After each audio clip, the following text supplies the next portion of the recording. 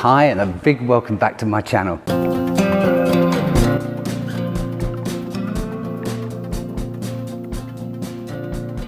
I'm taking a day off today of interviewing people, which is generally the content of my channel, because I find people extremely interesting around the world.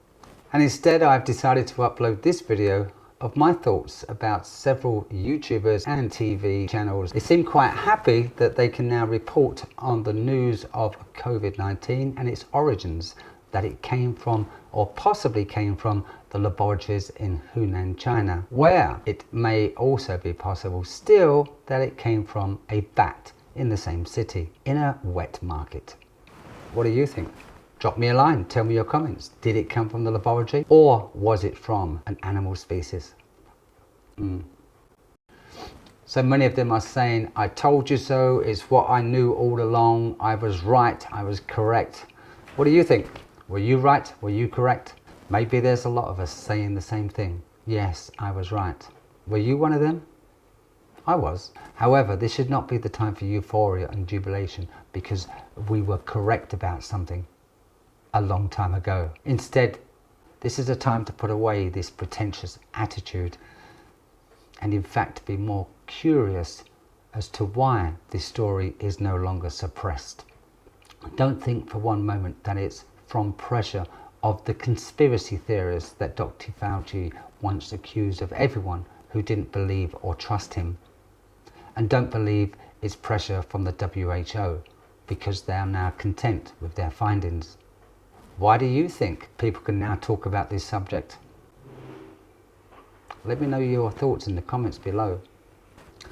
Let's cast our mind back to those days when Elon Musk, which isn't very long ago, purchased Twitter, and the disturbing discoveries of things that unfolded from the Twitter files. The illustrious FBI had employed hundreds, maybe thousands of people to work for Twitter and suppress comments that they did not approve of, thus probably overturning the result of the presidential election for the leader of the free world. If it is a free world. What do you think? Do you think Joe would have made it without this suppression on Twitter?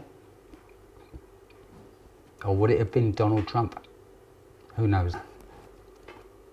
And other things that have been suppressed over the last 2 years, let's say, have been Black Lives Matter information, the pipeline, the Nord Stream pipeline, Paul Pelosi, his drunk driving, and even the raid on their property, and Ashley Babbitt from January the 6th. The media doesn't cover her story and how she was murdered. If you spoke about any of these stories, they were blocked, suppressed, and you were put on the blacklist if you don't follow their narrative. They are in fact controlling the freedom of speech all over the Western Hemisphere. Then we have to ask ourselves what other subjects are currently in the limelight that they may wish us to avoid investigating or talking about. These subjects could be, let's say, the findings from Seymour Hersh on the information that he has uncovered regarding the Nord Stream pipeline and possibly the involvement of the American government in collusion with others.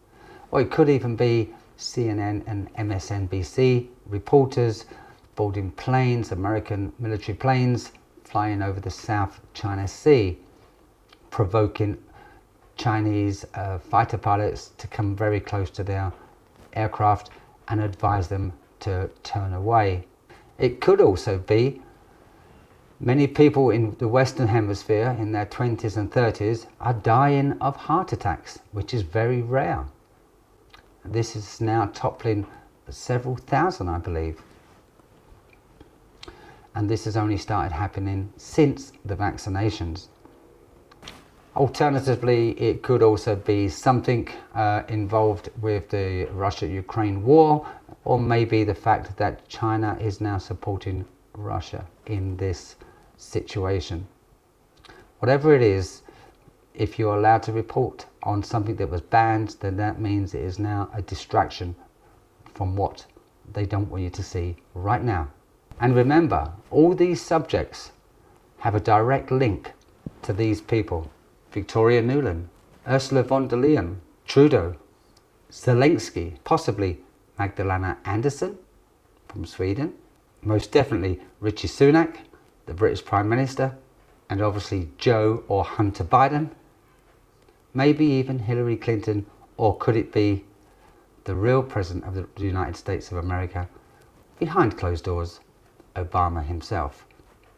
All of these people have persuaded, with the help of trillions of dollars, their friends, family and the media to follow them and enforce their narrative, which is all rather disturbing.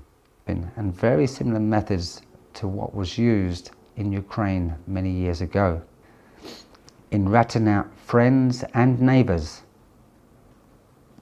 to prevent themselves from going to the gulags.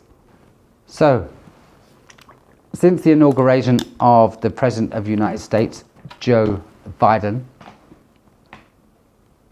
the world has turned upside down, and the world itself is on the brink of a nuclear war. And you can't deny that that is where we are today, and to be honest, it's bloody frightening. Yeah, really frightening.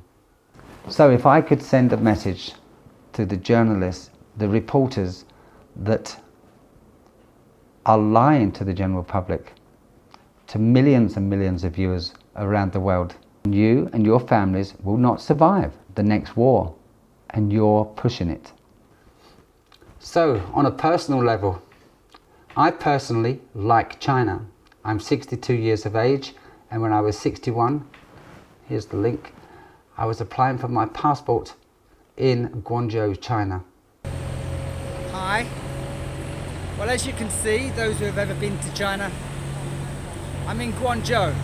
After 15 years of working in China, most of it in Guangzhou, my visa has come to an end. I'm now too old to teach.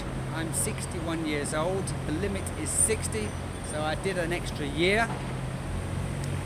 Now I must either find another career in China or leave. I was there for 15 years and I hope to return soon. And if I could work for the Chinese media, I would. I wouldn't be a spy. I'm not intelligent enough to be a spy, and I don't know what has to be done. But I would work for the media. I would also try, if possible, to encourage young Chinese people not to think that Westerners have a greater freedom than they do in their own country. Many Westerners are blind to the fact that they no longer have a democracy in which they live. It's more, or rather, a dictatorship in disguise. And the Chinese in general are business people and very good at it. I occasionally tried to convince some Chinese people, because of the media had told them so, that Donald Trump is not the idiot that the media is portraying. And as a result of this, they in many ways supported Joe Biden, but could not see the two faces of Joe Biden and Hunter Biden, thus within 2 years leading China to the brink of war.